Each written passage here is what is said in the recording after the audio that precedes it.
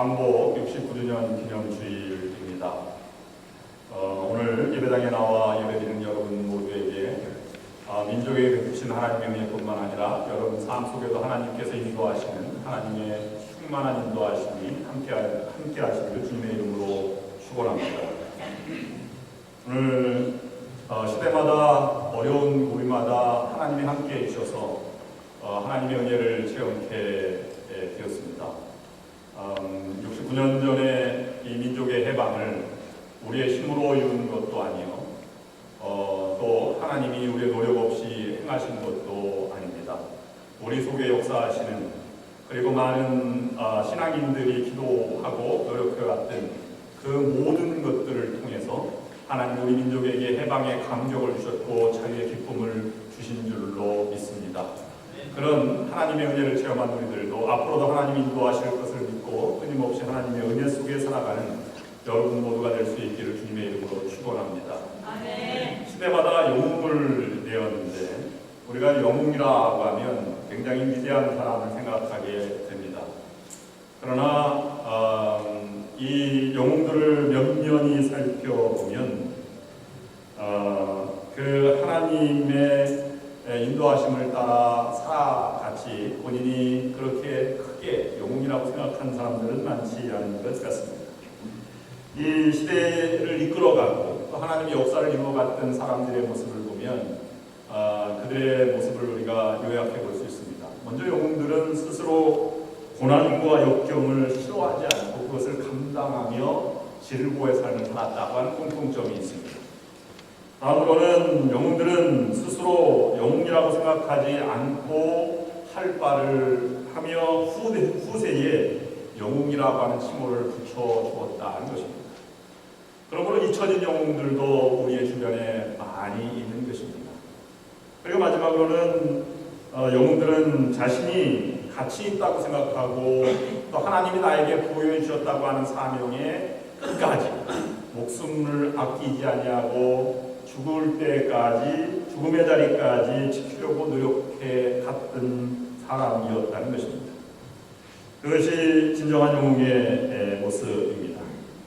하나님이 여러분들에게 하나님의 사명이 있고 살아있는 의미가 있다면, 그리고 오늘도 여러분이 하는 일을 계속해 나가시고 계시고 앞으로도 그 일을 계속해 나가신다면 이미 여러분들은 영웅과 같은 삶을 살아가시는 것입니다. 아무리 이민 생활이 고달프고 또 힘들고 선한 일을 할수록 많은 어려움과 비방이 있다고 할지라도 그 일을 포기하지 않고 다른 사람을 보지 않고 내 삶에 주어진 삶을 끝까지 살아간다면 하나님께서는 여러분들을 영웅으로 바라보실 것입니다. 옆 사람과 인사를 나누실 때 당신 진정한 영웅이십니다. 이렇게 한번 인사를 나눠보시기 바랍니다. 작년에 나눠본 인사입니다. 당신 진정한 영웅이십니다.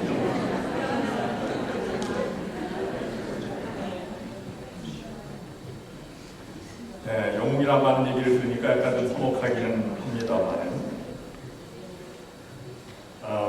지난 금요일날 신방 중에 제가 새롭게 깨달은 그런 말씀을 들었습니다. 제가 주로 나이 드신 분들 신방을 하면 어려울 때 이야기를 많이 합니다. 일제시대 때 이야기뿐만 아니라 광복, 그 다음에 6.25, 그 6.25 전쟁에 대한 이야기들을 가장 많이 나누는 그런 편입니다. 왜냐하면 그만한 경험을 우리가 이 아픔을 쉽게 겪지 못하였기 때문입니다. 살기 위해서 피난을 가야 했고 또 추위와 배고픔을 이기고 가족들과 함께 살아야 했던 그 시절이 얼마나 고통스럽고 힘이 들었겠습니까? 시체를 넘어서 살 길을 찾아 헤매는 그 어려운 발길을 여러분은 다 경험하셨고 저는 경험하지 못했지만 아마 그것이 우리의 큰 삶의 그러한 이 아픔으로 남아 있을 것입니다. 지난 금요일에 권사님이 말씀하신 것 중에 피난을 갈 때 남자 혼자 가는 경우 또는 남자들만 피난을 가는 경우와 또 이 여자와 어머니와 아내와 함께 피난 가는 경우는 질적으로 달랐다고 합니다. 왜냐하면 먹는 것이 틀렸다고 합니다. 남자들이 가면 굶는 게 다반사였지만 여자들과 함께 가면 어디서 먹는 것이 나오는지 보따리 안에서 계속 먹을 것이 나왔다는 이야기를 들었습니다. 또 한 가지는 구걸할 때에도 남자들은 멋쩍어서 굶으면 굶었지 절대 구걸하지 않는데 여자들은 치면 불구하고 어디선가 먹을 것을 구해온다는 이야기를 들었습니다. 아마 그것이 여성들의 힘이 아닐까 생각을 합니다. 여성이 살아있으면 가정이 삽니다. 여성이 살아있으면 교회도 삽니다. 할렐루야. 어제 제가 한국의 날 행사를 갔다 왔습니다. 정말 놀라운 것은 한인뿐만 아니라 외국인들도 많이 있었고요. 제가 비율을 봤습니다. 여자들이 많이 왔겠습니까? 남자들이 많이 왔겠습니까? 대부분이 여자였습니다. 그래서 이 한국의 나를 빛내고 K-팝을 빛내고 한국의 이름을 빛내는 것도 다 여자 선수들, 여자들이 남자들은 뭐 16강에도 못 나가지 않았습니까? 그것을 보고 또 한 가지는 봉사하는 분들의 성별을 비교해 봤어요. 남자들은 가물에 콩나듯이 그 봉사를 했고 대부분이 다 여성들이었습니다. 무대 위에 공연하는 분들을 봤더니 남자들은 연설하러만 올라갔지 공연 장소에는 여자들 뿐이었습니다. 노래하고 춤추고 모든 것이 다 여성들 뿐이었습니다. 우리 교회도 여성들이 훨씬 더 많은 편이고 모든 교회가 여성들이 많이 있습니다. 저는 그 여성의 힘, 이것을 한번 생각을 해보았습니다. 왜 그러냐면 여성들은 남과 비교하지 않고 자기의 주어진 삶, 살아야 한다, 살림을 해야 한다, 먹여야 한다, 이런 것이 저에게 관심이었기 때문에 그렇게 하는 것 같습니다. 그것이 조금 더 방언들이 조금 더 경계를 넘어가면 속회나 교회도 여성들이 살면 못하는 일이 없습니다. 바자를 해도 남자들이 하는 것보다 여성들이 하는 것이 훨씬 더 많이 있고 또 많은 그런 수익을 남기고 또 규모를 크게 하는 것을 볼 수가 있습니다. 여성의 힘은 함께하면 못하는 것이 없습니다. 온유월에도 소리가 내릴 정도로 힘이 강한 것 같습니다. 제가 광들을 넘어서 삶에 여러분 독립운동 그러면 광복을 우리가 민족을 통해서 광복의 기쁨을 맛보게 하였고 이렇게 절기 때마다 우리가 민족 속의 역사 하나님의 은혜와 사랑을 우리가 다시 한번 묵상하게 됩니다만 독립운동, 여성 독립운동 하면 우리는 제일 먼저 생각하는 게 유관순 누님밖에 생각을 못합니다. 그만큼 여성들은 독립군들의 이 떠나간 가장의 살림을 책임졌기 때문에 이름도 없이 수고를 많이 했고요. 또 설사 이름을 있다고 하더라도 그 당시에는 뭐 윤신의 대구댁, 부산댁 이렇게 불렸기 때문에 이름 자체가 빛나지 않았습니다. 그럼에도 불구하고 국가보훈처에서는 여성들의 독립운동을 모아서 추서를 하고 독립훈장을 주는 경우도 있습니다. 그런 분들을 제가 몇몇 살펴보면 몇몇 사진들을 제가 볼 텐데 혹시 준비가 됐는지 모르겠습니다. 김정환 형제. 네, 이분이 누구냐 하면 이분은 박차정 선생님입니다. 원래 부산 출신인데요. 부산 동네 일신학교 출신입니다. 일신학교에는 조선의 역사를 가르치는 그런 독립운동에 애쓰는 그러한 학교였는데 거기에서 이 박차정 선생님은 근우회라고 하는 것을 조직을 했습니다. 그리고 근우회에서 스스로는 출판부장을 맡아서 11개 여자 학교의 광주 학생운동 동조 시위를 지도하는 그런 글들로 여학교에 보내서 이렇게 운동을 펼쳐나갔고 또 30년에는 북경으로 망명하였고 또는 그 31년대에는 김원봉 독립운동가하고 결혼해서 살았지만 그 결혼하자마자 38년도에 조선의용대에 참여해서 군인이 됩니다. 그리고 부녀 공무단장을 맡아 항일투쟁에 힘쓰다가 곤륜산 전투라고 하는 게 전투에 참여하게 돼서 부상을 입고 그 이듬해 35살의 나이로 일생을 마감하는 그런 신혼의 나이에 어린 나이에 죽음을 맞이한 그런 여인이었습니다. 95년도에나 그 건국 훈장 독립장을 주소받게 됩니다. 그 다음에 이제 다른 한 곳에 보면 넘기시면 윤희순 선생님이 나오는데 이분은 그 독립기념관에 있는 동상 모습입니다.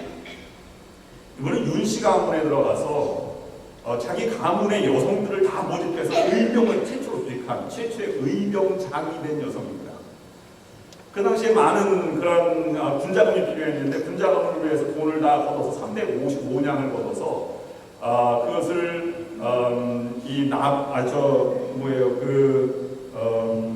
놋과 구리를 사서 독립군에 되었고 그 다음에 화약 공장을 스스로 세워서 화약 제조를 하여서 독립군을 지원하는 그런 사람입니다. 8편의 의병가를 지었고 그렇게 하다가 두 아들 본상과 민상 두 아들을 뒀는데 첫째 아들 본상이 중국 푸순에서 독립운동하다가 고문에 못 이겨서 숨을 거두게 됩니다. 그때부터 자기가 싸워온 독립항일투쟁의 일기를 윤씨 가문의 역사, 일생록이라고 하는 것을 집필하고 그 다음에 식사를 끊고 죽음을 맞이할 때까지 삶을 살았습니다. 한 개의 삶을 살아가기도 힘든데 이런 모든 것들을 읽어가는 모습들을 이렇게 기록에 남겼습니다. 그 다음에는 한국 최초의 그 공군의 어머니로 불리우는 권기옥 선생님이신데 이 권기옥 선생님 모습을 넘겨주시기 바랍니다. 여러분 왼쪽에서 두 번째가 최초로 비행사, 여성 비행사인데 독립군이 세운 운남 육군 항공학교에 입학하는데 입학할 때부터 꿈이 하나 있었습니다. 자기가 비행 조종사가 되어서 폭탄을 실을 만큼 실어서 일본 본토에 가서 떨어지는 것이 그녀의 꿈이었습니다. 그래서 중국 공군에 근무하게 되고 10년 동안 그 다음에 그 꿈을 이루지 못했습니다만은 해방한 이후에 국회 국방위원회 전문위원이 되어서 한국 공군의 어머니로 불리는 그런 사람입니다. 한 사진을 더 보시면 김마리아라는 사진이 있는데 독립운동가 여성 중에는 김마리아가 두 분이 있습니다. 이 두 분 중에 이 한 분 김마리아는 91년도 출생이신데 그 당시에 독립 임시정부를 세운 노백민, 유동열, 이동휘, 김규식 등과 가까이 맺은 그런 사람이었습니다. 숙부 집에서 정신여자고등학교, 옛날 연동여학교를 다녔는데 영향을 받아서 일본 유학으로 갔을 때는 28 독립선언서에 작성하는데 참여를 했고 또 미국에 와서 신학교를 다닐 때에는 신학교에서 재미 대한민국 애국부인회 근화회를 조직하게 되었습니다. 33년도에 귀국하여서 원산 닐슨 신학교에서 가르치기도 하고 또 독립운동에 헌신하다가 1944년도에 고문으로 1년 만에 투병 생활하다가 숨을 거두었는데 그때가 미혼으로 자손이 있지 않았습니다. 자기 죽으면 시신을 대동강에 뿌려달라고 하는 유언대로 대동강에 뿌려줬습니다.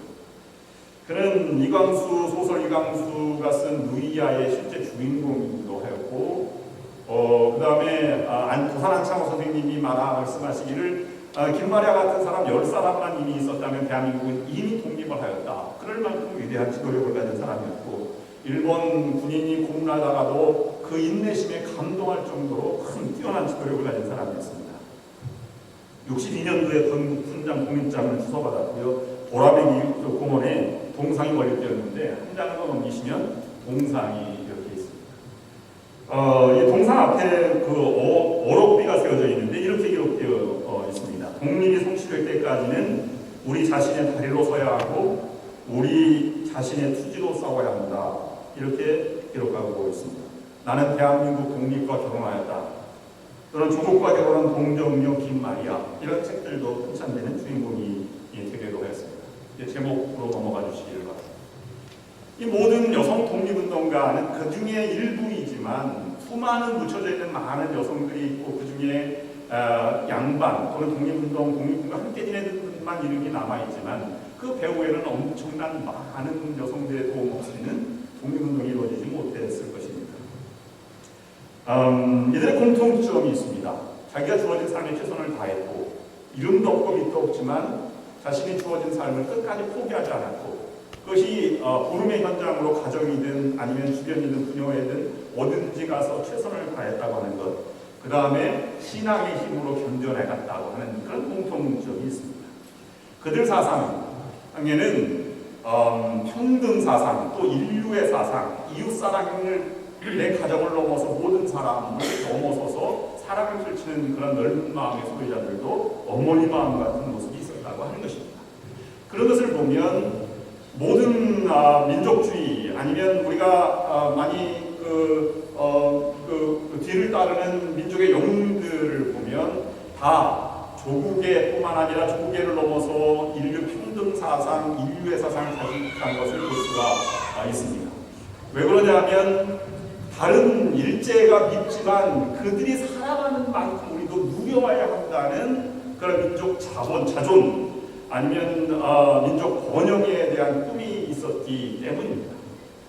오늘날로 말하면 극단적인 민족주의와는 다른 것입니다. 그들에게는 복수심이 없었고 해방과 민족의 독립이 앞섰던 것입니다.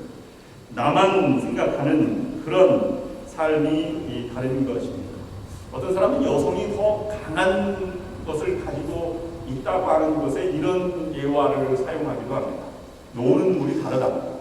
남자들은 사무실에 앉아서 펜을 가지고 놀지만 여자들은 부엌에서 칼을 가지고 논다.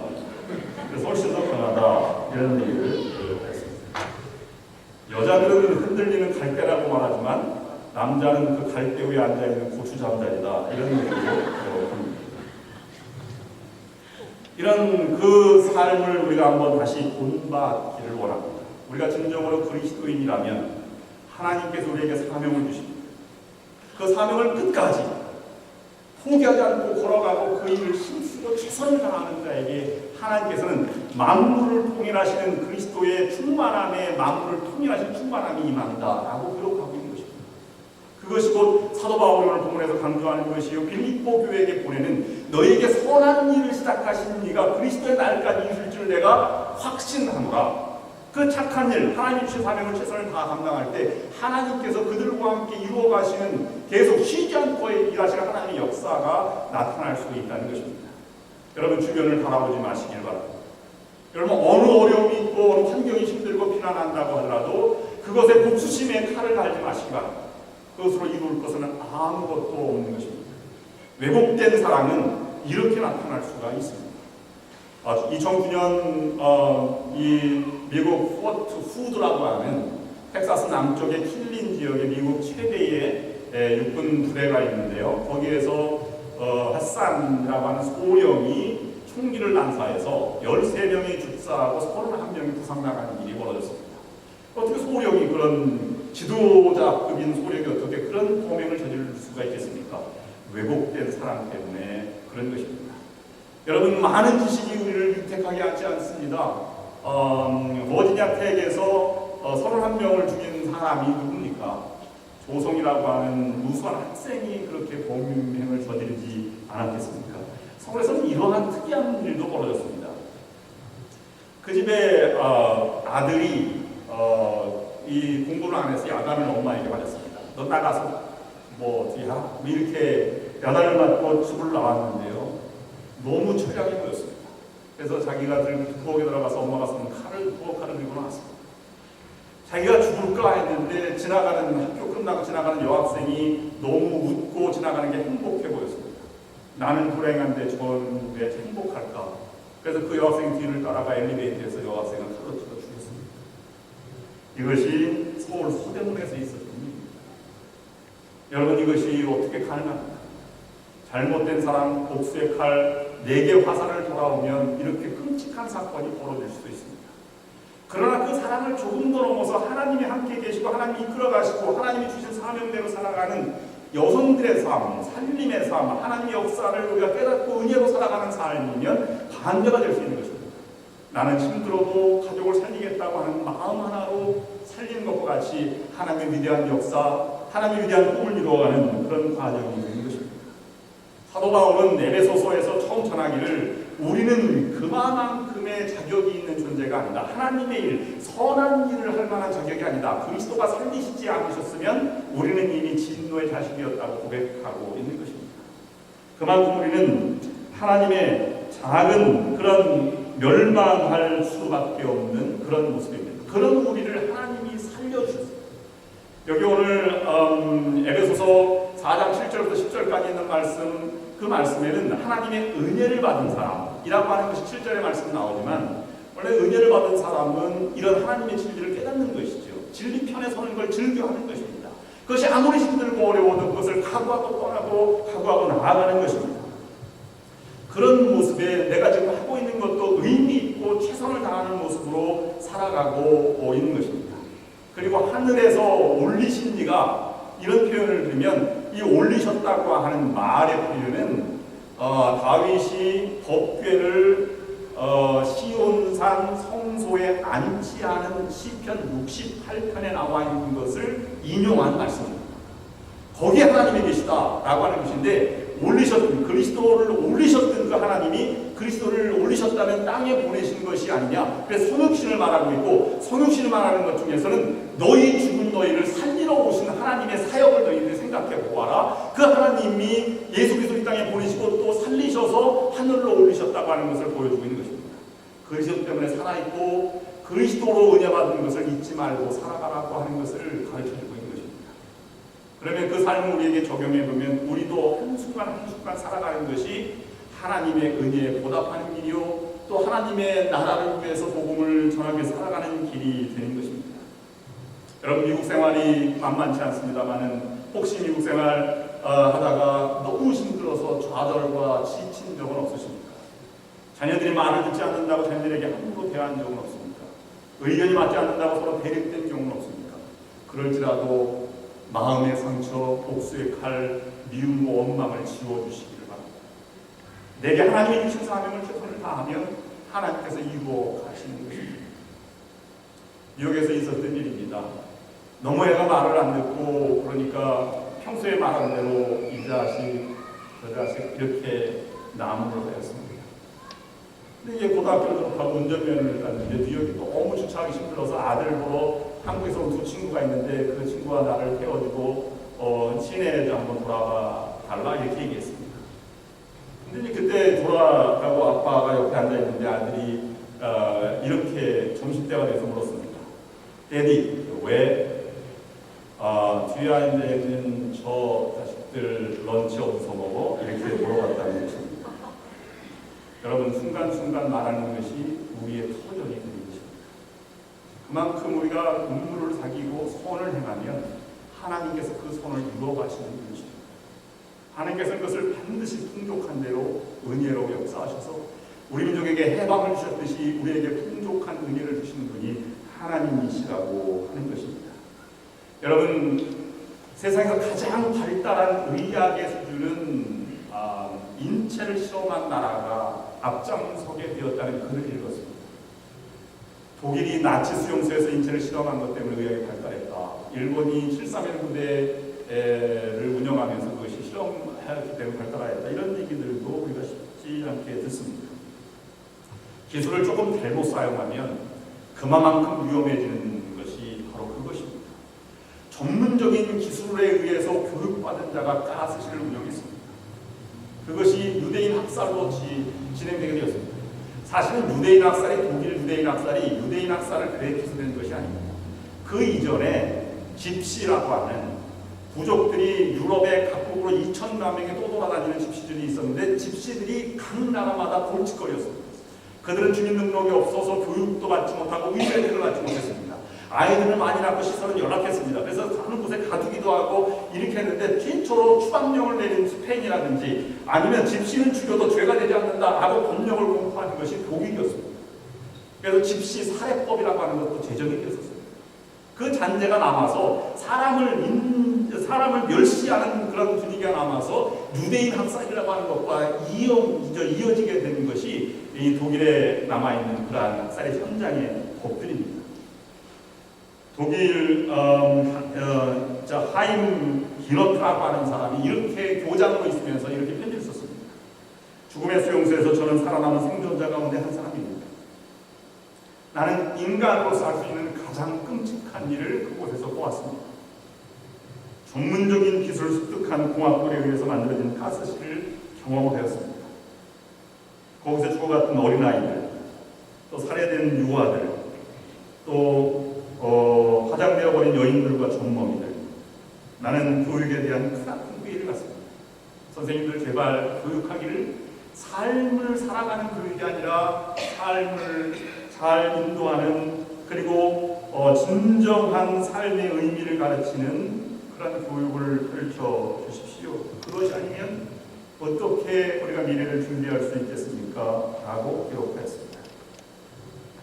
오늘 우리에게 이 사도 바울은 본문에서 사로잡고 사람들에게 선물을 주셨다라고 기록하였고, 그 선물 10절 말씀에 내리셨던 그가 곧 모든 하늘에 오르신 자니 이는 만물을 충만케 하려 하심이니라. 이미 우리는 하나님의 구원을 받은 존재입니다.